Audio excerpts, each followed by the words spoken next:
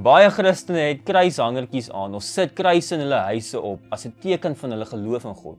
Die kruis het vir ons 'n teken van genade geword en die waarheid dat God ons liefhet. Die genade wat ons bewaar teen die ewige oordeel. Net soos die kruis was Rahab se rooi tou in die Ou Testament 'n simbool van redding te midde van oordeel. Omdat Rahab die verspieders gered het met haar rooi tou deur hulle te help ontsnap en sy die rooi tou uitgehang het toe Israel vir Jerigo aangeval het, het sy redding beleef, as ook haar familie. Ons kan die kruis as 'n teken van genade elke dag in ons lewe implementeer, deur daagliks die krag van die kruisiging en dade in ons gedagtes te aanvaar. Die kruis gee ons moed. Ek wil jou uitnooi om nadat ek vir ons gebid het, 'n oomblik van stilte te neem en na te dink oor wat die kruis vir ons eintlik beteken.